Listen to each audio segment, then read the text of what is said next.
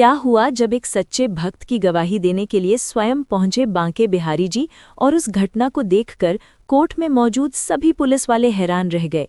क्यों श्री बिहारी जी को कोर्ट में गवाही देने के लिए जाना पड़ा और किसके लिए श्री बांके बिहारी जी ने कोर्ट में गवाही दी? आज के प्रसंग में हम इसी के बारे में आपको बताएंगे। मित्रों, ये सच्ची घटना है वृंदावन की। वृंदावन की गलियों में एक संत रहा करते थे। सभी लोग उन्हें प्यार से जज साहब कहकर पुकारा करते थे। एक समय की बात है, जब कुछ संत वृंदावन की गलियों से गुजर रहे थे, तब एक व्यक्ति ने एक महात्मा से पूछा, बाबा, मेरी समझ में ये नहीं आ रहा कि सभी लोग इन्हें जज साहब कहकर क्यों पुकारते हैं। तब उस महात्मा ने बताया, बेटा, दरअसल वो सन्यासी बनने से पहले एक जिले के जज हुआ करते थे। असल में वो संत एक लोक अदालत में जज थे और कोर्ट में बैठकर लोगों का न्याय किया करते थे। आज से 20 साल पहले की बात है। जिस लोक अदालत की जिस जिले के ये जज हुआ करते थे, उस जिले के एक छोटे से गांव में दीनानाथ नाम का एक भोला भाला व्यक्ति रहा करता था। वो श्री बांके बिहारी जी का बहुत ही सच्चा भक्त था। उसकी श्री बांके बिहारी जी में बहुत आस्था थी। कभी कोई घटना हो जाती और कोई उससे पूछता, भोले भैया ये काम कैसे हुआ, तो वो कह देता, भैया मुझे नहीं मालूम, जो जाने बिहारी जी ही जाने। यदि कभी कोई किसी उलझन में पड़ जाता और वो उससे पूछता, भोले भैया अब क्या करना चाहिए, तो दीनानाथ जी कहते, भैया मुझे नहीं मालूम, ये बात तो बिहारी जी ही जाने। कहने का तात्पर्य ये है कि जहाँ कैसा भी और कोई भी प्रश्नवाचक चिन्ह लग जाता तो दीनानाथ जी का बस एक ही जवाब होता, भैया मुझे नहीं पता, बिहारी जी ही जाने। दीनानाथ जी के माता पिता ने उन्हें जो नाम दिया था उसे तो कोई नहीं लेता था, बल्कि उसके स्थान पर उनके भोलेपन के कारण सभी ग्रामवासी उन्हें भोला भैया कहकर ही पुकारा करते थे। दीनानाथ जी श्री बांके बिहारी जी के बहुत ही सच्चे भक्त थे। रोज वो बांके बिहारी जी के मंदिर में जाते और मंदिर जाकर बिहारी जी की सेवा किया करते थे। एक दिन की बात है, दीनानाथ जी की पत्नी ने अपने पति से कहा, पिया जी, हमारी बिटिया सयानी हो चुकी है और उसकी अवस्था अब विवाह योग्य हो गई है। इसलिए पिया जी, कोई अच्छा सा घर बार देखकर हमारी इस बिटिया की शादी जल्दी से करा दो। दीनानाथ जी बोले, हो जाएगी शादी, तुम क्यों चिंता करती हो। अपने पति के ऐसे वचनों को सुनकर उनकी पत्नी बोली, चिंता की तो बात ही है पिया जी, घर में एक दमड़ी भी नहीं है और बिना पैसों के भला बिटिया की शादी कैसे होगी। पत्नी की बात सुनकर दीनानाथ जी बोले, भाग्यवान, तुम क्यों चिंता करती हो, बिहारी जी चाहेंगे तो सब कुछ अच्छे से ही होगा। और इतना कहकर दीनानाथ जी बिहारी जी के मंदिर को चले गए। बिटिया के लिए लड़का देखा गया। शादी का दिन निश्चित हुआ। जब बारात आने में 10 दिन शेष रह गए तो दीनानाथ जी की पत्नी ने फिर से अपने पति से कहा, पिया जी, बिटिया की शादी में ज्यादा समय शेष नहीं रहा और अभी तक आपने पैसों का कोई इंतजाम भी नहीं किया है। पिया जी, अब आपको पैसों का इंतजाम कर लेना चाहिए, नहीं तो हमारी बड़ी बदनामी होगी। पत्नी की बात सुनकर दीनानाथ जी अपने गांव के साहूकार के घर की तरफ चल दिए। साहूकार के घर पहुंचकर उन्होंने साहूकार को प्रणाम किया। जब साहूकार ने उनके आने का कारण पूछा तो उन्होंने बड़ी सादगी से उस साहूकार को बता दिया, साहूकार जी, मेरी बिटिया की शादी है और मुझे कुछ पैसों की आवश्यकता है। यदि आप मुझे कुछ पैसे दे देंगे तो मैं कुछ समय बाद ही आपको सूद समेत वो पैसा वापस लौटा दूंगा। साहूकार ने दीनानाथ जी को पैसे दिए और अपने बही खाते में दिन, तारीख और जो दीनानाथ जी को पैसे दिए थे वो चढ़ा दिए। दीनानाथ जी उस साहूकार से पैसे लेकर और उन पैसों को अपनी जेब में रखकर अपने घर की तरफ चल दिए। दीनानाथ जी अपने घर पहुंचे। उन्होंने अपनी पत्नी के हाथों में वो रुपए थमाए और रुपए देने के बाद वो फिर से बिहारी जी के मंदिर में बिहारी जी की सेवा करने के लिए चले गए। वो दिन भी आ गया जिस दिन दीनानाथ जी की बिटिया की शादी होनी थी। दीनानाथ जी ने बड़े ही धूमधाम से अपनी बिटिया की शादी की। उसे बहुत सा दान दहेज देकर अपने घर से विदा किया। जब बिटिया की शादी हो गई और बिटिया अपने ससुराल चली गई तो दीनानाथ जी ने अपने दोनों बेटों को बुलाया और अपने दोनों बेटों से कहा, बेटा, बिहारी जी की कृपा से तुम्हारी बहन की शादी बड़े ही धूमधाम से संपन्न हो गई है। अब तुम भी बड़े हो गए हो, इसलिए बेटा, तुम दोनों को अपनी जिम्मेदारी समझते हुए अब तुम्हें कोई काम धंधा देख लेना चाहिए। दीनानाथ जी के दोनों पुत्र बड़े ही आज्ञाकारी थे। जब दोनों बेटों ने अपने पिता की ऐसी बातों को सुना तो बड़ा बेटा बोला, ठीक है पिताजी, हम दोनों भाई कल ही शहर चले जाते हैं और शहर जाकर कोई काम धंधा ढूंढते हैं। बेटों की बात सुनकर दीनानाथ जी बहुत ही खुश हुए और अपने बेटों को आशीर्वाद देते हुए वो बिहारी जी के मंदिर को चले गए और बिहारी जी की सेवा में लग गए। दीनानाथ जी के दोनों पुत्र बड़े ही होनहार थे। वे दोनों शहर गए और शहर जाकर उन्होंने खूब मेहनत की। करीब 6 माह के पश्चात दीनानाथ जी के दोनों बेटे अपने घर वापस लौट आए और शहर से कमाकर खूब सारा धन ले आए। वे अपने घर वापस लौटे। घर आकर उन दोनों बेटों ने अपने पिता दीनानाथ जी से कहा, पिताजी, जो आपने साहूकार से पैसे उधार लिए थे, उन पैसों को आप ले जाकर ब्याज सहित उस साहूकार को वापस कराओ, क्योंकि हम दोनों भाई शहर से पैसा कमा लाए हैं। पुत्रों की बात सुनकर दीनानाथ जी ने बेटों से पैसे लिए और फिर साहूकार के घर की तरफ को चल दिए। साहूकार के घर की तरफ जब वो जा रहे थे तो रास्ते में ही श्री बांके बिहारी जी का मंदिर था। दीनानाथ जी मंदिर में गए, बांके बिहारी जी को प्रणाम किया। प्रणाम करने के पश्चात वो साहूकार के घर की तरफ चल दिए। दीनानाथ जी साहूकार के घर पहुंचे, साहूकार को प्रणाम किया। साहूकार ने पूछा, बताओ भोले भैया, कैसे आना हुआ? क्या कोई और आवश्यकता है पैसों की? तो दीनानाथ जी बोले, नहीं नहीं भैया, मुझे पैसों की अब कोई आवश्यकता नहीं है, बल्कि मैं तो तुम्हारे जो मैंने पैसे उधार लिए थे उन पैसों को वापस लौटाने के लिए आया हूँ। साहूकार ने अपना बही खाता खोला और दिन तारीख अच्छी तरह से देखने के बाद उसने अपना हिसाब लगाया और फिर दीनानाथ जी से बोला, भोले भैया, तुम्हें मुझे इतनी रकम वापस देनी है, इतना तुम्हारा ब्याज हो गया और इतना तुम्हारा मूल था। दीनानाथ जी ने अपनी कुर्ते की जेब में हाथ डाला और अपनी कुर्ते की जेब से पैसे निकले और जितने उस साहूकार के ब्याज सहित पैसे बने थे वो दीनानाथ जी ने उस साहूकार को दे दिए। साहूकार ने अपने बही खाते से हिसाब काटा और हिसाब काटने के बाद उसने एक पर्ची बनाई। उस पर्ची पर लिख दिया कि आज दिनांक को दीनानाथ जी ने मुझे मेरे सारे पैसे सूद समेत वापस कर दिए हैं और अब मेरा दीनानाथ जी पर कोई भी पैसा बकाया नहीं है। और ऐसा लिखकर उस साहूकार ने वो पर्ची दीनानाथ जी की तरफ बढ़ाई और बोला, लो भोले भैया, ये पर्ची, और इसे ठीक से पढ़ लो। दीनानाथ जी ने पर्ची पकड़ते हुए कहा, कोई बात नहीं भैया, आपने लिखा होगा तो सही सही लिखा होगा, मुझे तो पढ़ना लिखना आता नहीं है और मुझे तुम पर पूर्ण विश्वास है। जब साहूकार ने दीनानाथ जी के ऐसे वचनों को सुना तो उसके मन में लालच आ गया। साहूकार सोचने लगा कि इस अनपढ़ को तो पढ़ना लिखना आता नहीं है, क्यों ना मैं इसको एक फर्जी पर्ची बनाकर दे देता हूँ और इससे दोबारा से पैसा वसूल करता हूँ। जब उस साहूकार के मन में पाप आ गया तो उसने पहले वाली पर्ची को तो बही खाते में रख दिया और उसके स्थान पर एक दूसरी पर्ची तैयार की और उस पर पेंसिल से आड़ी तिरछी लकीरें खींच दी और उस पर्ची को दीनानाथ जी को देते हुए वो साहूकार बोला, लो भोले भैया, तुम्हारे हिसाब की पर्ची। दीनानाथ जी बहुत ही सीधे साधे इंसान थे। उन्होंने वो पर्ची ली, अपने की कुर्ती की जेब में रखी और फिर साहूकार से कहा, अच्छा भैया, अब मुझे इजाजत दो, मेरे बिहारी जी मेरी राह देख रहे होंगे। और ऐसा कहकर दीनानाथ जी साहूकार के घर से निकले और सीधे बांके बिहार जी के मंदिर में पहुंच गए। मंदिर पहुंचकर उन्होंने साहूकार से मेरी पर्ची बिहारी जी के चरणों में रखी और उस पर्ची को रखने के बाद वो बिहारी जी की सेवा में लग गए। कुछ दिनों के बाद उस साहूकार ने अपना एक आदमी दीनानाथ जी के घर भेजा और उसे भेजकर ये संदेशा भिजवाया कि आपने जो साहूकार से पैसे लिए थे, साहूकार ने वो पैसे वापस मांगे हैं।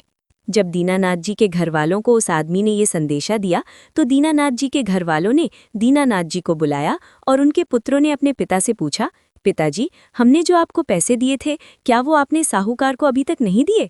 अपने पुत्रों के ऐसे वचनों को सुनकर दीनानाथ जी कहने लगे, नहीं नहीं बेटा, मैं तो साहूकार का पूरा हिसाब कराया था और उस साहूकार ने मुझे एक पर्ची भी दी थी। दीनानाथ के बेटों ने कहा, तो शायद उनसे कोई गलती हो गई होगी। एक काम करो पिताजी, आप उनके पास जाओ और उनसे कहना कि मैंने तो आपका पूरा हिसाब कर दिया है, फिर आपने मेरे घर पर अपना आदमी वसूली के लिए क्यों भेजा? दीनानाथ जी फिर से साहूकार के पास पहुंच गए और साहूकार से कहने लगे, महाजन, मैंने तो आपका पाई पाई का हिसाब कर दिया था, फिर पैसों के लिए आपने अपना आदमी मेरे घर क्यों भेजा? साहूकार के मन में तो पहले से ही लालच भरा हुआ था। उसे तो भोले भाले दीनानाथ से दोबारा पैसे ऐंठने थे। साहूकार बोला, तुमने मुझे कोई पैसे नहीं दिए हैं। दीनानाथ जी कहने लगे, भैया, ठीक से याद करो, मैंने आपको पैसे दिए हैं और उसके बदले में आपने मुझे एक पर्ची भी दी थी। साहूकार क्रोध में आंखें लाल करते हुए बोला, लगता है आपकी बुद्धि सठिया गई है, आप थोड़े बुजुर्ग हो गए हैं, इसलिए आपको याद नहीं है। आपने किसी और को दिए होंगे और आप ये सोच रहे हैं कि वो पैसे आपने मुझे दिए हैं। आप अपने दिमाग पर जोर डालिए और 2 दिन के अंदर मेरे पैसे मुझे मिल जाने चाहिए। या तो तुम मुझे मेरे पैसे समय से पहुंचा देना, नहीं तो मैं तुम्हारे खिलाफ कोर्ट में केस कर दूंगा। साहूकार के ऐसे वचनों को जब दीनानाथ जी ने सुना तो वो कहने लगे, भैया, तुम्हें जो करना है वो करो, मैं तो बस इतना जानता हूँ कि मैंने तुम्हें पैसे दिए हैं और अब मैं तुम्हें दोबारा एक पाई भी नहीं दूंगा। और इतना कहकर दीनानाथ जी साहूकार के घर से वापस लौट आए और मंदिर में बैठकर बांके बिहारी जी का भजन करने लगे। अगले दिन की सुबह साहूकार कोर्ट में गया और कोर्ट में उसने दीनानाथ जी के खिलाफ केस दर्ज कर दिया। जब केस दर्ज हो गया तो कोर्ट से उन्हें एक सम्मन आया जिसमें लिखा था कि अमुक तारीख को आपको कोर्ट में हाजिर होना है, जहां पर आपको ये बताना है कि आप साहूकार के पैसे क्यों नहीं लौटा रहे हैं। वो दिन भी आया जिस दिन उस केस की तारीख थी। दीनानाथ और साहूकार कोर्ट में पहुंच गए। दीनानाथ जी कटघरे में जाकर खड़े हो गए। जब जज ने पूछा, क्यों भाई दीनानाथ, तुमने अभी तक साहूकार के पैसे क्यों नहीं लौटाए? तो दीनानाथ जी कहने लगे, जज साहब, मैंने तो इनका पाई पाई का हिसाब कर दिया था और पता नहीं ये क्यों मुझ पर अकारण ही दोष लगा रहे हैं। जज ने पूछा, दीनानाथ जी, जब तुमने साहूकार को पैसे दिए थे तो साहूकार से तुमने कोई सबूत लिया था? तो दीनानाथ जी बोले, जी हजूर, मैंने जब साहूकार को रुपए लौटाए थे तो साहूकार ने मुझे सबूत के तौर पर एक पर्ची दी थी। जब जज ने पूछा, कहाँ है वो पर्ची, क्या तुम उस पर्ची को मुझे दिखा सकते हो? दीनानाथ जी ने अपने कुर्ते की जेब से वो पर्ची निकाली जो साहूकार ने बनाकर दी थी और जज साहब की तरफ बढ़ा दी। जज साहब के सामने वो पर्ची आई तो पर्ची देखकर जज साहब बोले, इसमें तो ऐसा कुछ भी नहीं लिखा है जिससे ये पता चल सके कि तुमने साहूकार के पैसे लौटा दिए हैं। जज साहब की ये बात सुनकर दीनानाथ जी रोने लगते हैं और रोते रोते कहते हैं, जज साहब, मुझे साहूकार ने जो पर्ची दी थी वो मैंने आपको दिखा दी, इससे आगे मैं कुछ नहीं जानता। जज साहब बोले, दीनानाथ जी रो मत, मुझे ये बताओ, जब तुमने साहूकार को पैसे दिए थे तो उसी समय तुम दोनों के अलावा वहां पर क्या कोई तीसरा व्यक्ति भी मौजूद था? जज की बात सुनकर दीनानाथ जी बोले, जी हजूर, वहां पर हम दोनों के अलावा बिहारी जी मौजूद थे और मुझे पैसे देते हुए बिहारी जी ने देखा था। जब दीनानाथ ने ये बताया तो वो जज साहब सोचने लगे कि जब दीनानाथ ने पैसे दिए होंगे तो कोई बिहारी नाम का शख्स वहां होगा। उस जज को क्या पता था कि दीनानाथ जिस बांके बिहारी जी के बारे में बता रहा है वो तो तीनों लोकों के मलिक हैं और तीनों लोकों के पालन करता है। जज ने बिहारी जी के नाम का वारंट निकाला और कोर्ट में मौजूद अपने सिपाही से बोला कि वारंट लेकर दीनानाथ जी के गांव जाओ और उस बांके बिहारी को वारंट देकर आओ। और इतना कहकर उस जज ने दीनानाथ और साहूकार को भी घर भेज दिया और दोनों से कहा, आज से 3 दिन बाद फिर से तुम्हें अदालत में आना है। दूसरा दिन हुआ। दूसरे दिन वो सिपाही बांके बिहारी जी का वारंट लेकर दीनानाथ जी के गांव में पहुंच गया। सिपाही को बांके बिहारी नाम के व्यक्ति को ढूंढते ढूंढते सुबह से दोपहर हो गई थी, लेकिन उसे पूरे गांव में बांके बिहारी नाम का कोई भी शख्स नहीं मिला।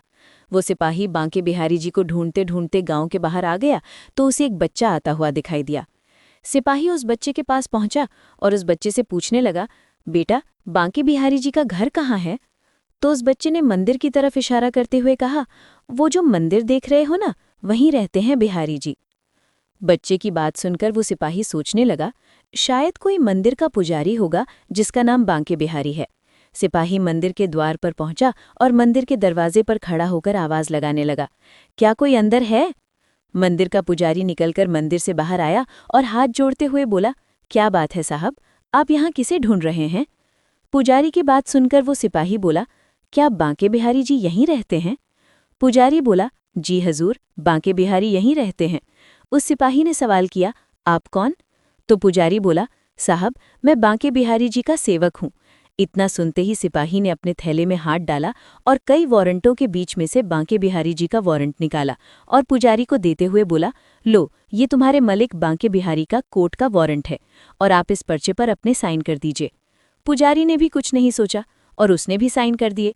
साइन करने के बाद पुजारी उस सिपाही से पूछने ही वाला था, लेकिन सिपाही इतनी जल्दी में था कि पुजारी के साइन करते ही उसने जल्दी से वो पर्चा लिया और उसे अपनी जेब में रखकर साइकिल पर सवार हुआ और तुरंत ही वहां से चला गया। पुजारी जी सोचने लगे, बांके बिहारी जी के नाम का वारंट, आखिर ये वारंट कोर्ट ने क्यों भेजा है? जब उस पुजारी ने वारंट खोला तो उसे पता चला ये वारंट तो भोले भैया के कारण कोर्ट ने बांके बिहारी जी को भेजा है। पुजारी ने वो वारंट पढ़ने के बाद बांके बिहारी जी की मूर्ति के चरणों में रख दिया और बिहारी जी की मूर्ति के सामने हाथ जोड़कर कहने लगा, प्रभु, आपके भक्त ने आप पर विश्वास करके आपकी गवाही के लिए कोर्ट से वारंट जारी कराया है। प्रभु, मेरी भी ये प्रार्थना है, आपका जो भक्त है दीनानाथ, वो बहुत ही भोला भाला है। प्रभु, उसे ये भी ज्ञात नहीं है कि भला पत्थर की मूर्तियां भी कभी किसी की गवाही देती हैं। प्रभु, मेरी प्रार्थना है कि आप अपने उस भक्त का विश्वास मत टूटने देना और ऐसा कोई चमत्कार जरूर कर देना जिससे उस भक्त की लाज रह जाए और उसका आपके प्रति जो विश्वास है वो बना रहे। इतना कहकर वो पुजारी उस वारंट को बिहारी जी के चरणों में समर्पित करके वहां से चला जाता है। दूसरा दिन हुआ। पुजारी ने बांके बिहारी जी की मूर्ति को स्नान कराया। स्नान कराने के बाद पुजारी ने बिहारी जी की मूर्ति के सामने कई सारे वस्त्र रख दिए और बिहारी जी की मूर्ति के आगे हाथ जोड़कर कहने लगा, भगवान, आपके सामने कई सारे वस्त्र रखे हुए हैं, आपको जो पसंद हो वो पहन लेना, लेकिन अपने उस भोले भाले भक्त की गवाही देने कोर्ट जरूर जाना। पुजारी मंदिर से बाहर चला गया।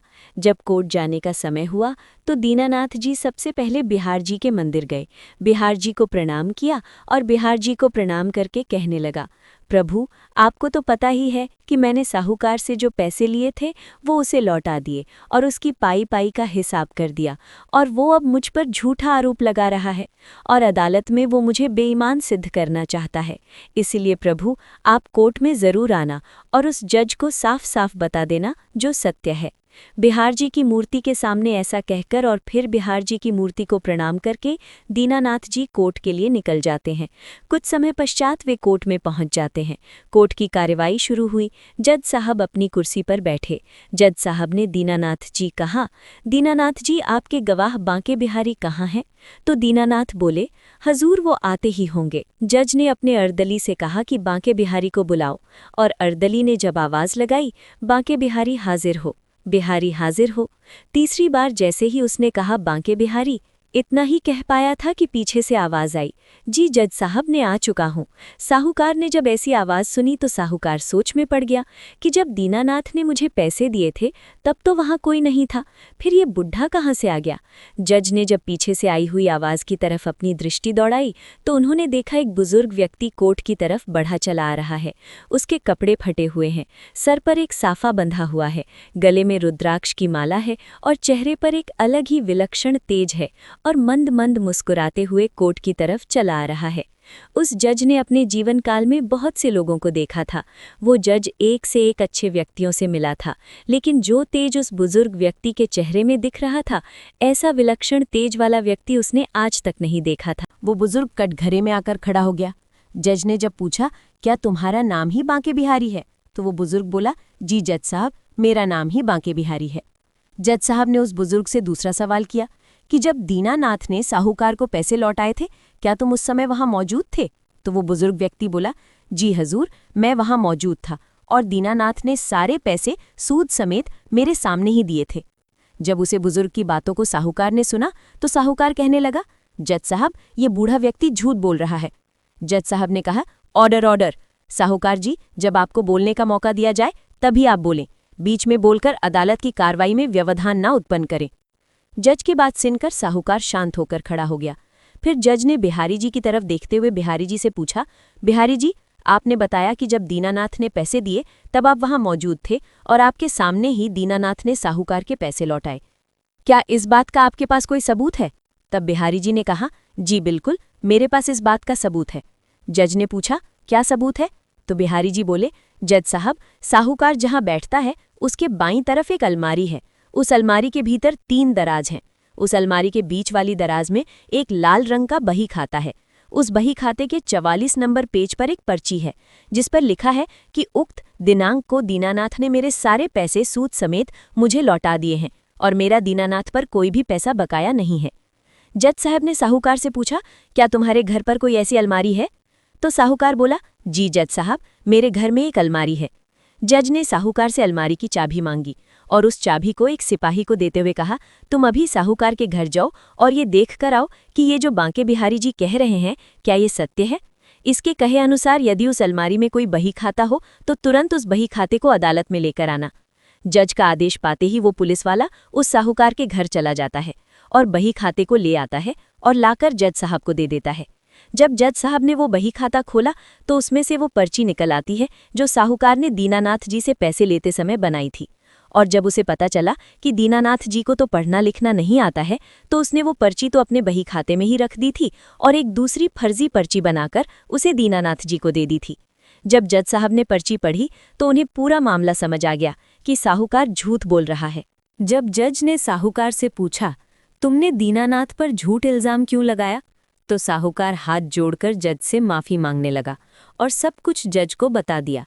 जज ने अपने सिपाही को आदेश दिया कि साहूकार को गिरफ्तार कर लो और इसे जेल में डाल दो। जज ने बिहारी जी को धन्यवाद देने के लिए जैसे ही कटघरे की तरफ देखा तो वहां से बिहारी जी गायब हो चुके थे। उन्होंने दीनानाथ जी से पूछा, बिहारी जी कहाँ गए? दीनानाथ जी बोले, हजूर, उन्हें तो बहुत सारे काम लेते हैं, उनके बहुत से मंदिर हैं और उन्हें सबको देखना पड़ता है, इसलिए वो तो चले गए।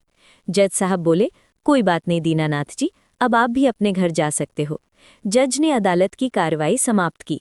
कार्रवाई समाप्त करने के बाद उसने उसी सिपाही को बुलाया जो बिहारी जी को वारंट देने बिहारी जी के घर गया था। उस सिपाही से जज ने कहा, मुझे उस बुजुर्ग व्यक्ति बाके बिहारी से मिलने की इच्छा है।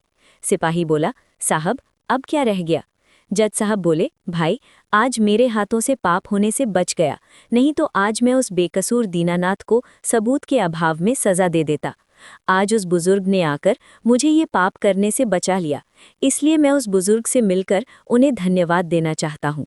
एक तो ये वजह है उससे मिलने की, दूसरी ये है कि जब से मैंने उस बुजुर्ग बाके बिहारी को देखा है तब से मेरा मन कुछ विचलित है। जज साहब की बात सुनकर वो सिपाही बोला, साहब, बात तो आप सही कर रहे हैं, मैंने भी अदालत में बहुत से गवाहों को देखा है, लेकिन आज जो गवाह गवाही देने आया था उसके जैसा तो मैंने आज तक कभी नहीं देखा। जज साहब बोले, तो विलंब मत कर और मुझे उन बुजुर्ग के पास ले चल। इस प्रकार वो जज और सिपाही वहां चल दिए जहां बाके बिहारी जी का मंदिर था।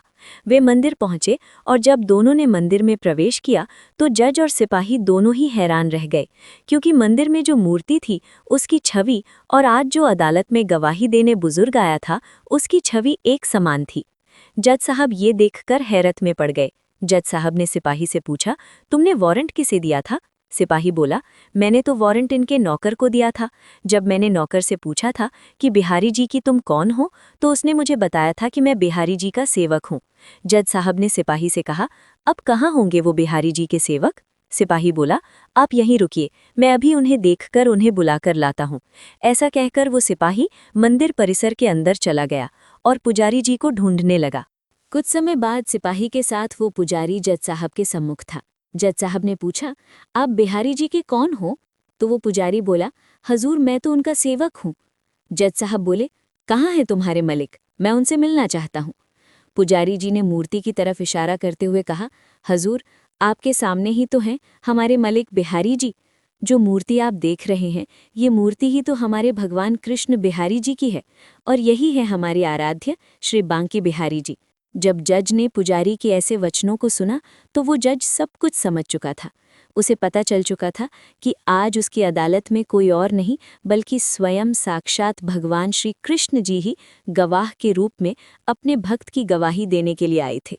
ये पता चलते ही उस जज ने सब कुछ छोड़ा और उन्होंने वृंदावन की प्रीत लगा ली और तब से आज तक वो बांके बिहारी जी का स्मरण करते हुए वृंदावन की गलियों में ही घूमते रहते हैं। दोस्तों, कैसी लगी ये कहानी? आशा करते हैं आपको पसंद आई होगी। ये वीडियो पसंद आया हो तो वीडियो को लाइक करके कमेंट में जय श्री कृष्णा ज़रूर लिखें। यदि हमारे चैनल पर पहली बार आए हैं तो कृपया चैनल को सब्सक्राइब ज़रूर कर लें। जय श्री कृष्णा।